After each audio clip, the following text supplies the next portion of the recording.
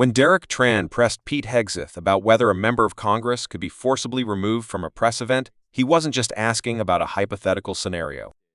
He was probing whether political authority is being used selectively, whether access to public spaces and democratic participation depends on alignment with those in power.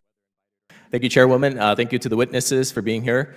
Mr. Secretary, I just got word that Senator Padilla from my great state of California was physically assaulted and arrested for attending Secretary Noem's press event. The mere fact that he showed up, he was forcibly removed. Is this how you would treat a member of Congress who attends your press event, whether invited or not? Well, I've been here for 5 hours, sir. I don't know about that. I'm just asking, would you have me forcibly removed from your press event I'm not going if I to walked in? speculate on a hypothetical. I'm sure there's more context. I'll take that as a yes.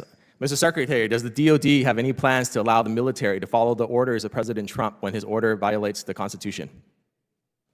Yes or no? I reject the premise of that question, which is that President Trump is ordering unconstitutional orders. I'll take that as a yes as well. Mr. Secretary, the deployment of active duty Marines to California is incredibly disruptive to the lives of service members who are being drawn into the President's publicity stunt.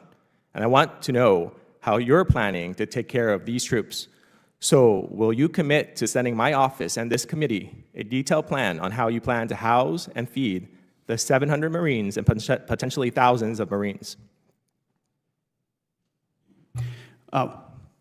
What's disruptive is when concrete blocks are thrown at the heads of ICE officers. And so we're proud that National Guardsmen and Marines have responded in real time to help defend those federal law enforcement officers. So do you have a plan? Do you have a plan to house Not only feed do we these have Marines? a plan, but it's been a focus of mine. I've held a riot shield before in a riot. I recognize what it means to respond in real time without enough time. Mr. Secretary, and will you get me that everything plan, they can please? as fast as they can, and we have a plan for that. Mr. Secretary, I reclaim my plan. ASAP. Chairwoman, LA Mayor Bass stated that the area placed under the recent curfew is around 1 square mile. Is that the same area where service members will be deployed?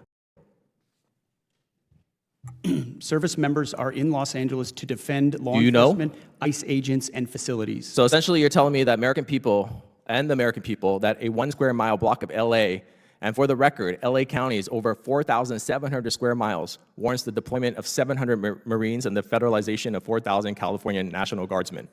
You testified earlier that you will send in the military to protect local law enforcement. Did LAPD Police Chief McDonnell ask you for your help? I read reports on a regular basis. Did he ask for your help? From ICE agents who I'll take couldn't that as a be no. more grateful. Did for the LA fact that there are Sheriff Luna soldiers that are ask for helping you them to do send in their the job? military, Mr. Secretary? Did LA Sheriff Luna ask you to send in the military? Yes or no? I don't work for the LA Sheriff, sir. Well, you said you sent them in to support the military, but they didn't even ask for your, to support law enforcement, but they didn't even ask for your help. Have you been to Los Angeles in the last 7 days?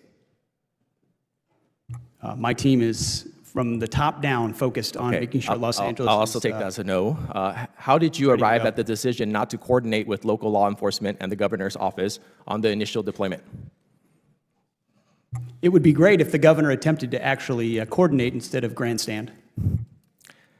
All right, so I believe you're secretly deploying troops to an area without coordinating with local officials is somehow not disruptive and to the logistical and operational conditions on the ground. You agree with that?